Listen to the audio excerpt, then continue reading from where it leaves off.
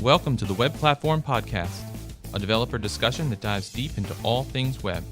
We discuss topics relevant to developing for the modern web and the web platform of today, tomorrow, and beyond. Hello and welcome to another episode of the Web Platform Podcast, episode number 148. Today we're talking about what's new in the world of WebRTC. We are your hosts today, Justin Ribeiro and Leon Revel. Leon, how's it going? Perfect. Thank you, Justin. Hello, everybody.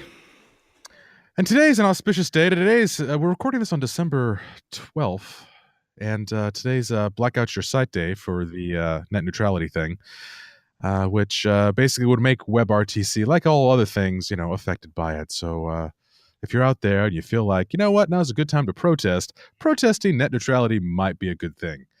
Help everyone out there. But before we get too much farther into things, I'm going to throw it over to Leon, who's going to talk about This Week in the Web in 2 minutes or less. Leon. Thank you very much, Justin.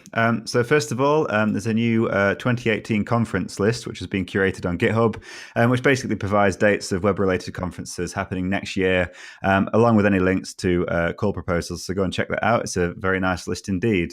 Production Type has just released a new screen-first typeface, which is available via Google Fonts for all of your projects. The font's basically intended for text-rich, screen-first environments and long-form reading. So check that out. GDG Silicon Valley is happening this Saturday, 16th of December, with our very own Justin Ribeiro delivering Code Labs on Polymer. So if you're able to get there, it's not too late to get tickets. And battleforthenet.com makes it super easy to stand up for net neutrality. So head over there and help save the internet, as Justin was just describing there. So that's all from me for This Week in Web. Thank you. Thank you, Leon.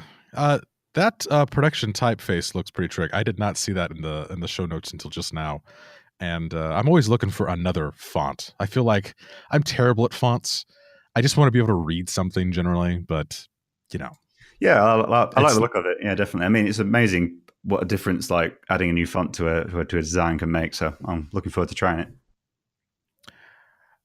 And speaking of adding things to designs and doing things, today we're talking about WebRTC, which I feel like we don't get to talk about very much. And we've got a fabulous guest today. Chad, welcome to the show. So good to see you. Yeah, thank you. I'm super excited. I'm always happy to talk about WebRTC. So, Chad, for those people out there on the internets, I promise I can use the words today. Tell them a little bit about yourself. I'm mostly a consultant. I focus most of the time on real-time communications, which WebRTC is probably definitely the biggest and most exciting part. I do a bunch of things. I help a company called Voxbone, do their strategic products. They're a communication service provider. I help run an event company that's largely sponsored by Google to promote help their WebRTC team and help promote WebRTC. That's called Cranky Geek. I'm also run a blog for WebRTC developers called WebRTC Hacks. So I do a few things, but generally developer, loosely WebRTC related, and real-time communications related in general. So for those out there who don't know WebRTC, maybe that's a good place to start, because WebRTC that people may remember when sort of it was coming up is not necessarily what WebRTC is today in terms of the way the technologies move, which we'll get into more. But what is WebRTC when we, for the layman developer who's never dealt with real-time comms? Yeah, I mean, I guess I'd like to say, even if you're not a developer, you've probably already used WebRTC, you just haven't realized it. Like we're using WebRTC now on Zencastr to record this podcast. It's grabbing my microphone and it's sending that information to you guys and to a recorder somewhere, or I think or might be sending to a recorder. I guess we can talk about different architectures in a bit. But WebRTC is basically a real-time communications architecture, platform, protocol, system, and it came about 6.5 years ago when Google actually had acquired some voice over IP companies and had been working on real-time communications codecs. things like VP8 and the Opus codec. And they decided to combine all that together and turn it into a standard. So they combined it all together, released it as open source over at WebRTC.org. And at the same time, they went to the IETF and to the W3C to propose a new standard. And 6.5 years later, we're at a candidate recommendation. I'd say the APIs are pretty mature, but they're there. And WebRTC, it does a few things, right? As I said, the most basic, it defines some of the APIs to grab camera, microphone, and even parts of your screen for screen sharing. So it handles media capture. And then probably the bigger, more complex part, at least, is the sending of that information between peers, what WebRTC calls peers. And that could be between browsers or it could be between a browser and a server somewhere, but it's the communication of that real-time information. And then in addition to sending real-time communications like voice and video, it can also handle sending arbitrary data from peer-to-peer. Which, we can get into more detail, but I think it's really exciting because in a lot of ways, WebRTC changes or it opens up the potential to change a lot of the architecture on the web and do things a lot differently than you had to in the past. And a lot of the applications and some of the exciting things going on are really down that path. So is WebRTC basically a collection of web APIs that make all of these things possible that you've just talked about? Yeah, there's three main there's three main APIs, JavaScript APIs. There's Get User Media, which handles the microphone, video, or screen capture. There's the Peer Connection API, which basically takes a stream and sends it to another peer, another point. And then there's the Data Channel API, which handles sending arbitrary data between points. And there's a bunch of ancillary, APIs around that. Like there's a Get Stats API that basically tells you statistics on the connection and helps you manage that sort of thing. There's a Media Recorder API that lets you record the stream and save that, and a few other minor ones like that. But it's the main three, and it's all JavaScript based. But I think we can talk about a little bit more too. There's a lot of options on mobile also for native mobile. Yeah, when you talk about WebRTC, I think a lot of people have the notion that it is just sort of the JavaScript API, but the integration potential across a very wide range of platforms, whether that's native iOS or Android or Windows or whatever you're really building for, there's a lot of sort of layers to that. There are C++ bindings. There's all kinds of things that are out there.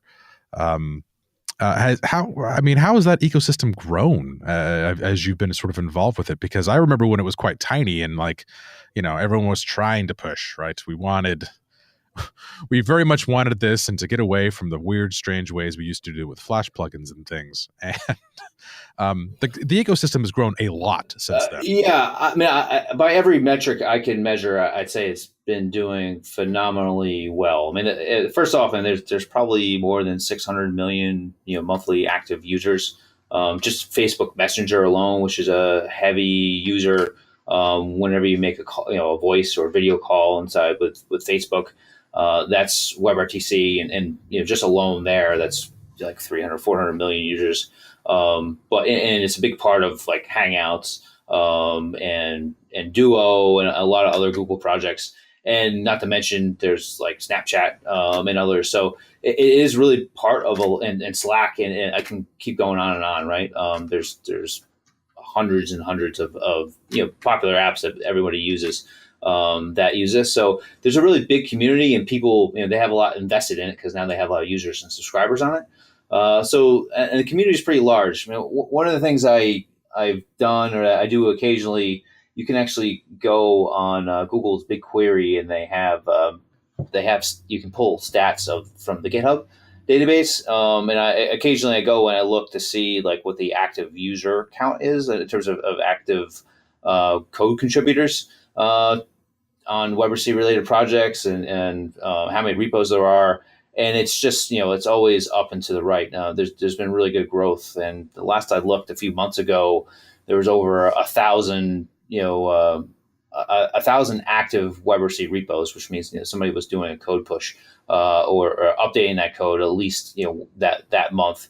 Over 1,000, and that's up from originally several years ago was there was obviously started out with just a few and get to hundreds, and it continues to grow. And I'm a little bit surprised because in some respects you would expect it to kind of mature, start to level out, but the data clearly we're not at that point, and that's just on GitHub, right? It doesn't include all the stuff.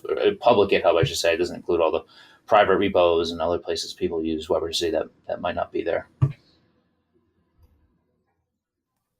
So in the scope of I'm a sort of developer and I want to get started with WebRTC, how might one go about that? I mean, there are a lot of examples out there in sort of the WebRTC repos and things.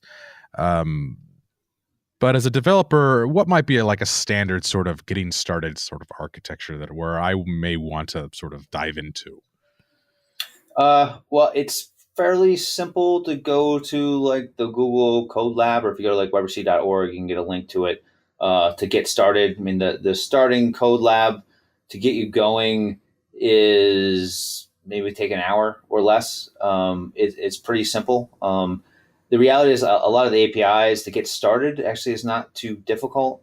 Obviously, pretty much almost like anything as you move to production and scale things up, and get a lot more complex and a lot more difficult. But I think in general, getting started is not really that hard. I will say WebRTC versus other APIs, particularly the Peer Connection API, it's a little bit hard sometimes for developers to understand because there's a lot of different steps and things that go on behind the scenes and technologies that people don't typically work with.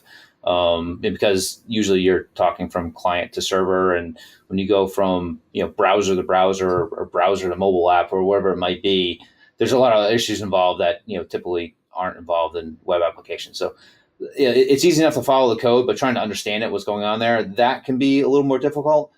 The good news is in some cases you don't really even need to understand it, and there's no shortage of open source libraries and things you can use if you want to write a WebRTC app in 5 lines. There's some sort of framework that'll let you do it in 5 lines, if that's what you want to do.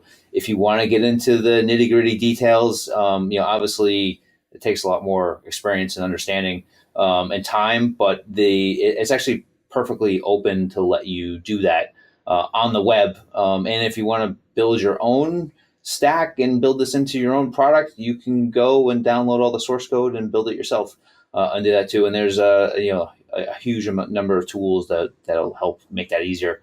And those are improving every day too. What's the browser support like for these WebRTC APIs and stuff?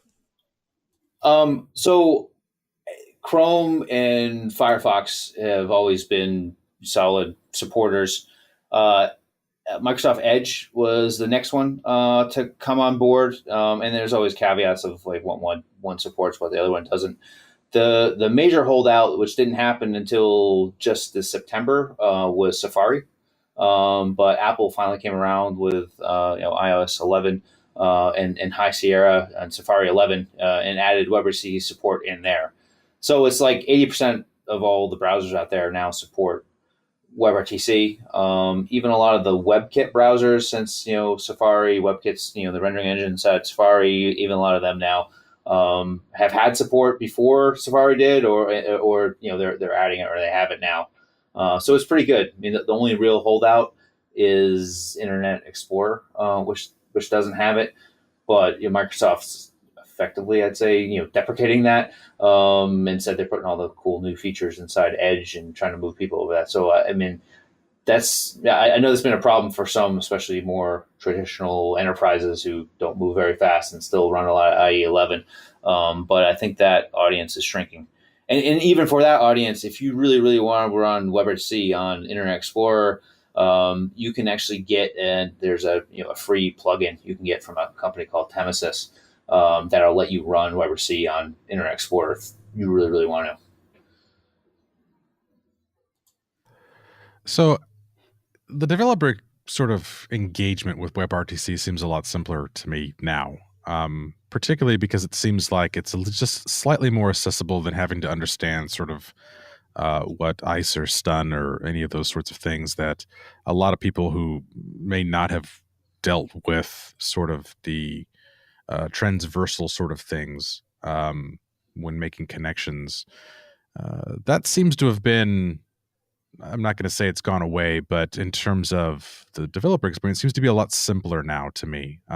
Maybe it's because we have more of those things that are more readily available than when we first came out.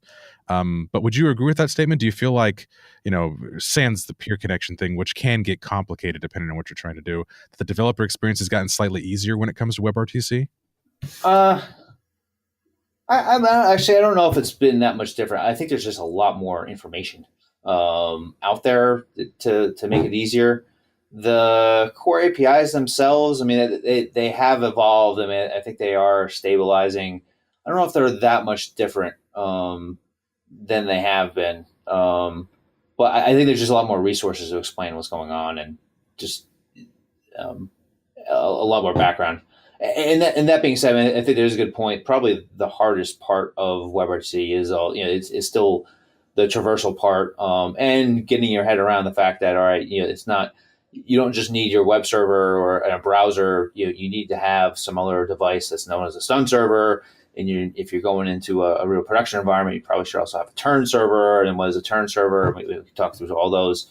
But getting some of those infrastructure elements or being aware of them, I think that could be a challenge. One of the areas that has changed a lot in the last several years is just there's a lot of commercial communications platform as a service type offers that include WebRTC that wrap all that stuff inside of it, so you don't need to worry about it. I do think that is different. In the past, you still there might have been frameworks to help with your local JavaScript, but you still might have had to go out and set up your own turn server, your own stun server. Now, if you're willing to pay, you can get all that stuff bundled in and just have a much higher level API to take care of all that for you. Yeah, I imagine that you've already mentioned frameworks and libraries and stuff. But I imagine that does help the developer experience quite a bit if it abstracts away some of the differences or some of the difficulties. Maybe could you speak about some of the common frameworks or libraries that help with these particular things? Yeah, I mean, there's so many. I mean, there's a lot of them, and I find more every day. And odds are, I mean, if you're dealing with any kind of application or framework that has any kind of communications built into it, you might find that it already has WebRTC. Or somebody's building that in, so it might be possible to use their existing, product or framework. It might have WebRTC in it in some capacity, but some of it depends on what you're looking to do. If you really want to just set up a video conferencing service that can handle, basically replicate the Google Hangouts type experience, Jitsi is probably one of the most popular for doing that. It's framework set up around that application, allows you to tweak and change things, but it's really meant to be a video conferencing application. There's another one if you need a real-time communications media server, either to gateway into a kind of more legacy communications environment, like with the SIP protocol that's out there. Or if you want to set up your own conferencing service or do a variety of things, there's another platform called Janus that is helpful for doing that. And that's pretty. You can actually even run Janus on like a Raspberry Pi. It's pretty flexible. It's been used for a lot of different things. If you don't care as much about the server side of things and you want to just stick within the browser, like there's EasyRTC or Simple WebRTC, which are two frameworks, and there's a lot of others that can help wrap the WebRTC APIs just to make them simpler. And they have documentation just to really shorten the time to market to do whatever application or to help you get started. But those are really just some. I do recommend go to GitHub and to search for WebRTC plus what you're looking to do, and see what's there. Odds are you'll probably find something. And then, as I said, if if you're willing to pay and want to use commercial service, there's a whole bunch of those out there too, and they'll make your life easier. In most cases, if you want to do send SMS message in addition to doing WebRTC, I mean they'll help you do a lot of stuff other than WebRTC out there. But there's a lot of those also. TalkBox, Twilio are a couple of examples in that domain, but there's many more. Yeah, I always like Janus. Janus is pretty trick in that it's basically written in C, so it's fairly easy to sort of grok. Not to mention it's got a whole bunch of API footprint if you need things like WebSockets or MQTT. Exactly, yeah. I think Janus is really because it's lightweight, it's modular, it's really fast. So it's been used. It's set up to work in a bunch of different ways. I've had good success with Janus, Jitsi, myself. But there's a lot of other ones too. Like a Big Blue Button is one if you're doing like a education webinar type platform, and that's just WebRTC is part of it. But there's a lot of other examples like that where WebRTC is maybe not the primary feature, but one of the features you can get as part of a larger framework. So, talking about peer connection and sort of the things that we, making those sort of interconnections and transversals and things, you did mention at the sort of the top of the podcast, the data channel side of life, which I always found very interesting in terms of things, because it's one of those things that I'm not exactly sure that everyone knows that RTC data channel exists. But could you talk a little bit about it and why, if you're thinking, oh, I can only use WebRTC for, video conferencing, how data channel might operate? Yeah. So, well, I guess maybe start with a couple of examples. Like, probably most people have used BitTorrent type programs. I mean, there's WebTorrent, right, which basically allows you to do BitTorrent, run torrent files from peer to peer between browsers. As just as one. Another one that's going on a lot of times you may not be might be aware of. There's a handful of peer-to-peer content delivery networks. So usually, if you want to cache content so you get it quickly in your browser, right, it's like stored in some edge server. There's some of these peer-to-peer CDNs basically store that content locally, and rather than going out to an edge server to get it, you go to some other peer that's on your network to get that sort of thing. That can help offload certainly offloads the core CDN network, but also can get content a lot quicker, and is helpful for those sort of things. So, and those are probably the two most popular applications. But even as a replacement for WebSockets, particularly if you're trying to send information not between the browser and the server, but between two peers, it reduces the latency quite a bit. And really, WebRTC, the reason for all this technology and the reason for doing peer-to-peer is to reduce latency. And that's critical for communications. If I talk and then you start talking and then you start talking over me because there's a big lag in the voice, I mean, that gets really annoying. And anything over, they say, half a second is really noticeable. I would say anything over, 300 milliseconds can start to be, annoying, especially if you're, have a very interactive conversation. So WebRTC basically, instead of going through and jumping over a lot of hops, going through a core network, by going peer to peer, you skip a lot of those routes and save some time, and there's a lot of tricks in there to manage the connection. You get a lot of those same advantages with the data channel, right? For sending arbitrary data, and it's really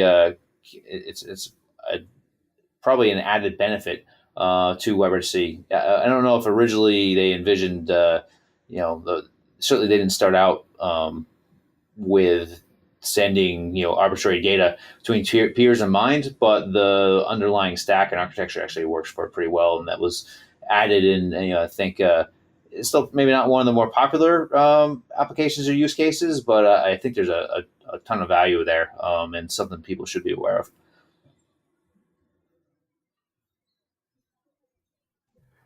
Yeah, I remember giving a talk years ago about WebSockets and the topic of, will RTC data channels sort of make WebSockets obsolete, which I feel like every time something pops up, everyone asks, will WebSockets now go away? Which, will H2 streaming, H2 do this with, it's all fanciness. Data channel. I think data channels is one of those things that people probably don't realize how useful it is until you really dive into it. Because it's got a lot of nuance, and like you said, like you can really chop latency down if latency is problematic for whatever kind of application you need within a peer-to-peer context. And there's a lot of power within that API to sort of do those things. Do you see it a lot in use, though? I mean, sans the examples you've given. I've only ever really seen it in the wild a few times for various things. And we use it for some things internally for, making life slightly simpler as opposed to WebSockets. But, have you seen it out there more than you initially had thought might exist? To be honest with you, not really. There are some good examples in gaming. Some good examples are like if you want to use your, say, like, turn your mobile phone into a wireless controller to control your web app or something like that. And there's some, Google's actually posted some examples in that. I think there's another company called AirPlay. I can't remember the name right now, but a company that does that sort of thing. So there's some use cases there. I also think there's use, just in general web gaming, if you need to get data between two peers really fast. And it's not, it's more important to get that information between the two browsers or two apps than it is to get that information back to your central servers. Then it makes a lot of sense, and you see it used there. But as a general development tool, I'm actually a little surprised it's not more. And I think it's partly because people think of WebRTC and they see video calls and having conversations, and they don't think about data channels. And to be honest with you, I don't know if the WebRTC industry has done a great job of promoting the data channel as much as the other things out there. So I think we have some work to do to make people more aware of what you can do with data channels. Yeah, absolutely. I've done a ton of stuff with WebSockets, but I'd never even heard of the data channel stuff before. So that's really great you brought that up. I think a lot of people won't have heard about it, and hopefully be able to find some good uses for it. So is it supported in all the browsers you mentioned before, or is it one of the pieces of the specs which isn't quite as well supported?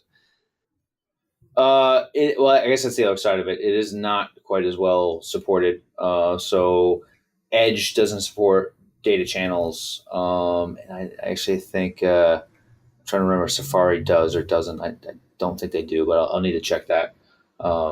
Yeah, I'm looking at the docs, and it's got a question mark under Safari for that particular piece. So we'll try and find out and stick it in the show notes. Yeah, so certainly that's going to be a problem if you require those browsers and you need to interop. And that's kind of been a problem. And there are other little caveats like that throughout WebRTC of one browser doesn't support one thing.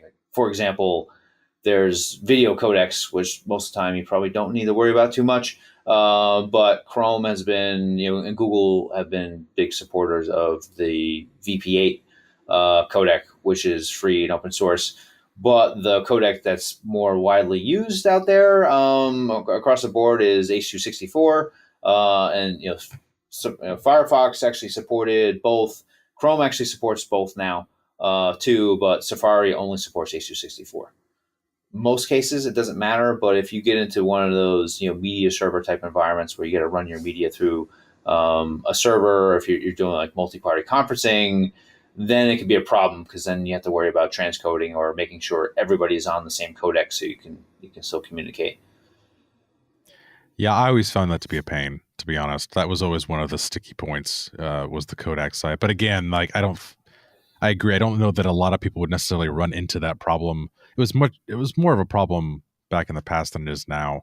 But I remember we had issues with that, and now too. I think one thing we should mention is that there is the adapter, which to some extent doesn't polyfill things, but at least insulates you from prefix differencing across things, which has been quite useful as far as I'm concerned. It's available on GitHub. You can pull it in through any means necessary to sort of write your code. But yeah, those little differences, let's call them nuances. Yeah. So, I think the codex was a very contentious issue in the standards. The audio codec side of things was pretty simple. Everyone just agreed to use Opus. Opus is best. It performs good for voice communications like we're doing now, and it goes to wideband if you want to send music. So that one was pretty straightforward. But the video codecs was very contentious, and in some ways will continue to be, because the video codecs are always evolving, and now H.264 is moving to H.265, and Chrome supports VP9 out there, and now with the Open Media Alliance, they're working on a new open source codec. So there's a lot of stuff. I guess the codec thing will always be thorny, and unfortunately, there's just different camps there. But most of the other major issues have been resolved. Certainly, there's a lot of stuff between the browsers that's not exactly the same, and I'd say people are at different stages of what they support or what they want to support. But Adapter.js, which is the library referred to, does a really good job of mitigating all those differences. So if you're deploying a WebRTC application, definitely one thing you should do is just use Adapter.js. Maybe one day eventually things will get mature enough where maybe you don't need to use that. Or if you're just using, a few APIs, what you're doing is relatively simple. You can get away without using Adapter.js. But if you're doing anything of any complexity, or if you want to just minimize your support, the support you need to do, definitely use Adapter.js, which, as you said, will polyfill and fix all those differences, and let you write to the latest version of WebRTC without having to worry if the browser that you're connecting to is caught up or not.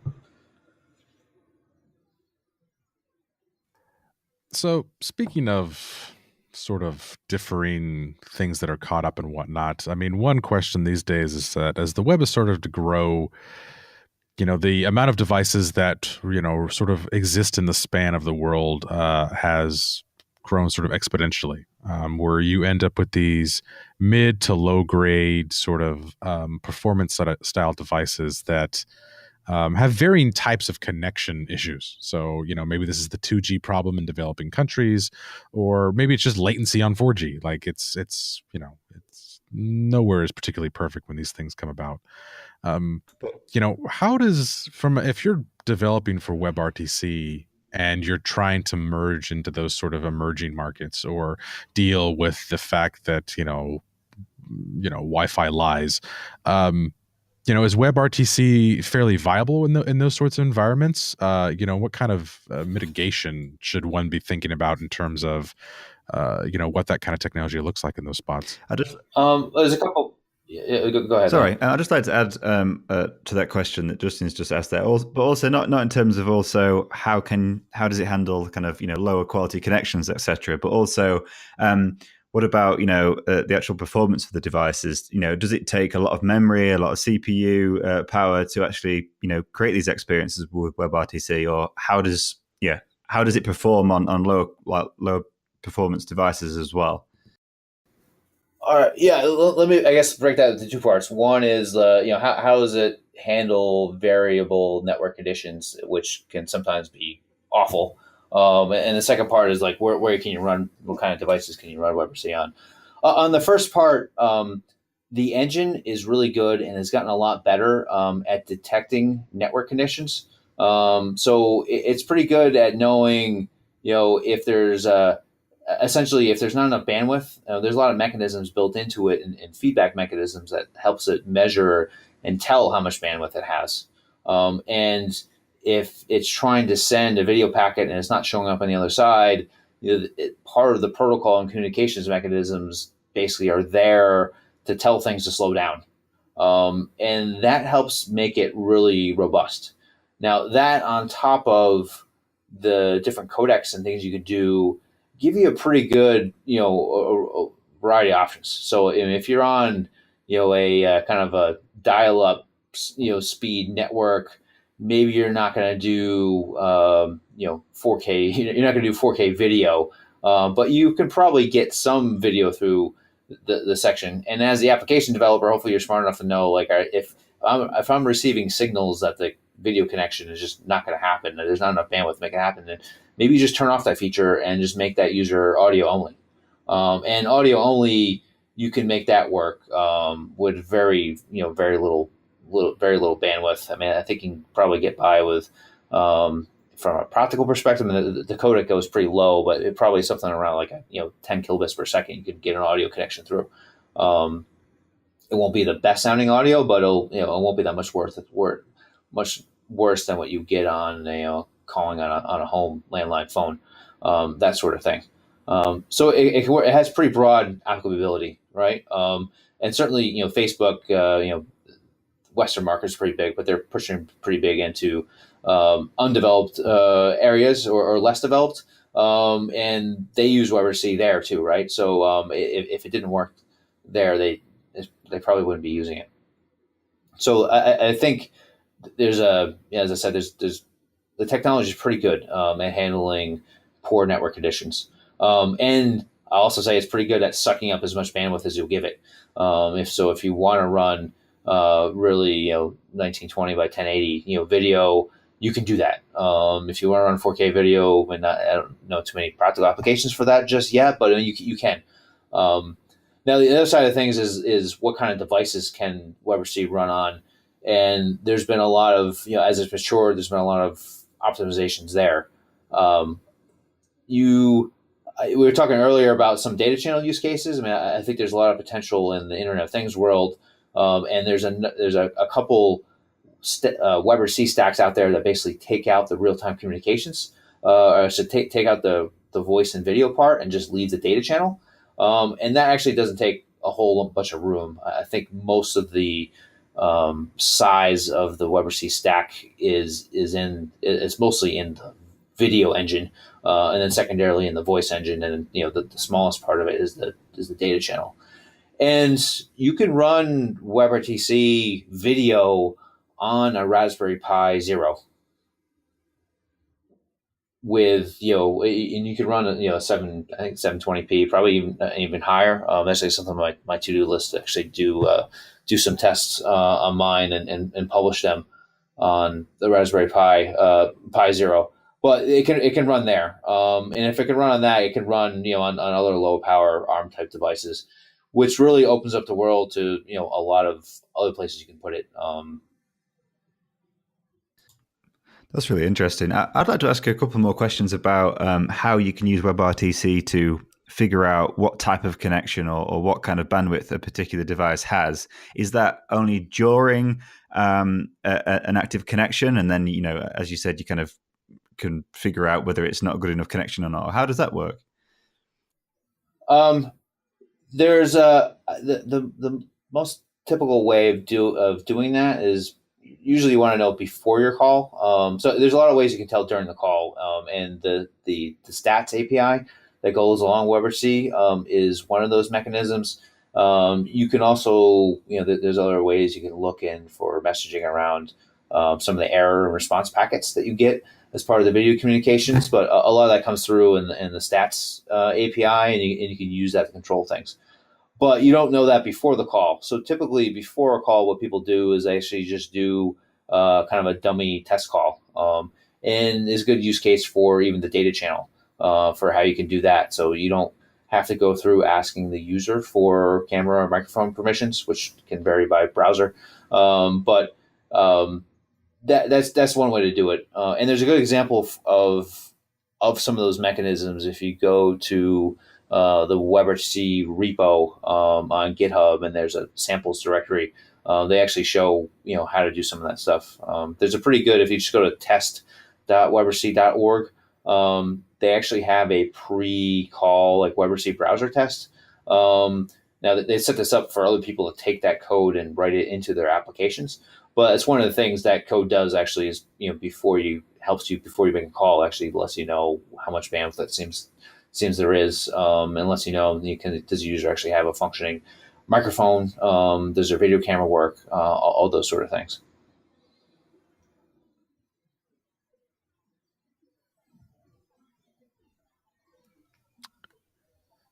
So, in the scope of sort of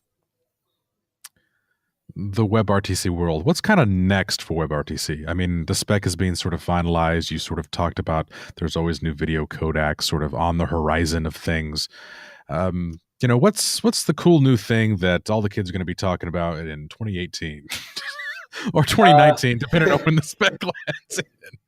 The spec is coming. I don't know if there's anything going to be that much different in the core spec or in there. I think though some of the more interesting things that are happening just with media in general are around virtual reality and augmented reality, and some of what we talked about is like embedding real-time communications into low power type devices, and what happens when you have a bunch of these all over your house. And all over your manufacturing plant and other places. So I think that's probably some of the more interesting aspects. Certainly, I know there's research ongoing into looking how can you basically how you can do a real time stream of a VR type stream or AR, and how do you send that information to someone else, or how do you take that from somewhere else and send it, right? And that's just it's instead of just sending a relatively simple stream, you're sending a stereoscopic camera or a three-dimensional camera stream, or multiple camera streams, or a camera stream with depth information. So I think I haven't seen that yet, and this is an area I'm personally trying to look into and try to understand and see what the potential for. But I think that'll end up being some of the more interesting or exciting areas that you wouldn't expect out of things. And then just, there'll be a lot more of these devices everywhere. And odds are if they're sending any kind of, real-time voice and video, if you're talking to somebody with it, it probably has WebRTC built into it. It truly amazes me how far WebRTC has come. Back when I recall it's going to be amazing, but it's going to take us a while to get there, and we've gotten there pretty quick. Like the fact that WebRTC is in use in so many different ways today, really just goes to the effort that you and everybody else put into that, because really it's come together quite nicely, and has become way more accessible to some of the other sort of technologies that were sort of in use at the time. It really is a testament to just how cool the web can be when we build things. Yeah, I mean that's arguing about them all the time. I'm not so sure WebRTC ever be boring to me, but I hope for most people at some point, it will be kind of boring. Oh yeah, that's easy to do. You don't think about it because that's what it's supposed to be. It's supposed to be just one of the core web APIs that's well understood and just works and works across browsers. We're not 100% there yet, but we're pretty far along. And just if you look at the pace, it makes me pretty confident that we're gonna be there really soon. If in some ways you might argue that we're there already. So I know you've already mentioned a few places where developers can go to learn more about WebRTC and see examples and stuff, but where is the best places that somebody who's relatively new to WebRTC can go and find out all about it? Well, probably I'd say if you just go to webrtc.org, that's a good spot. There's a bunch of things there. Obviously partial to my blog, webrtchacks.com. That's, I try to provide a bunch of code samples, and guides and just technical content, not just from myself, but from other industry experts, people that have been working on WebRTC for a long time, and really know it. So we have a bunch of good materials there. If you're more like watching videos, and we have, if you go on YouTube and just search for Cranky Geek, that's with a capital K, ARNKY, GEK, Cranky Geek. There's a whole video series of, again, from top-notch WebRTC, industry practitioners and experts that can go out and we have good videos covering a bunch of different things. Google gives an update basically a roadmap update and status update. There's a bunch of those videos up there. We just actually had an event in October. So there's a bunch of relatively new videos you can find in that area. And there's really a lot more. Blog Geek Me is another good a good resource. You can go to rtcexperiment.com. There's a lot of good code snippets out there, and there's really a lot more. So you can obviously just Google it if you're looking for something specific.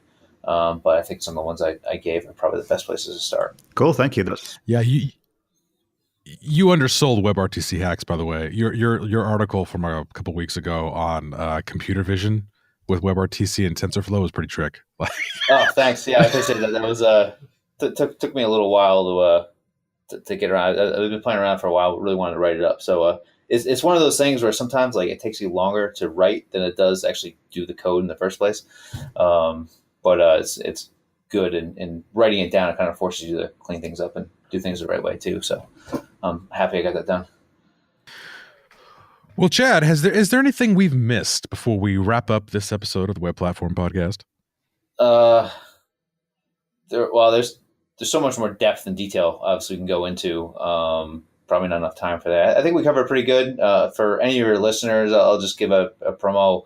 Amal's helping me out with this too. We're doing a WebRTC Boston event on January 9th. So if you're in this area, you can come and meet me in person there.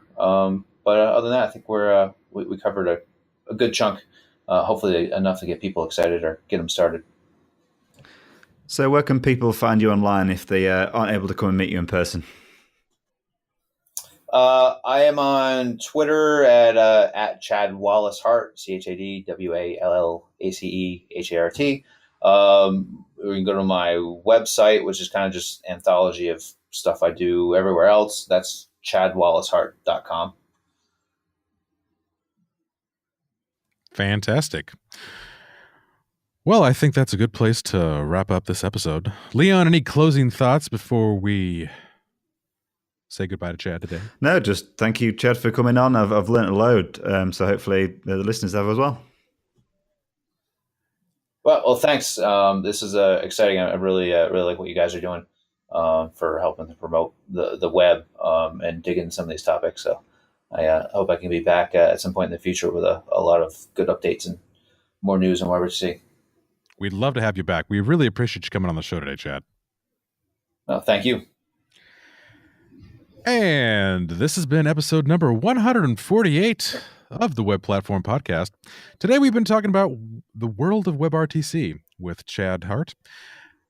Tune in next time when we talk about more things web, all the APIs, all the new frameworks. By then, there will be 34 new JavaScript frameworks, and we'll discuss them all, or at least one or two of them.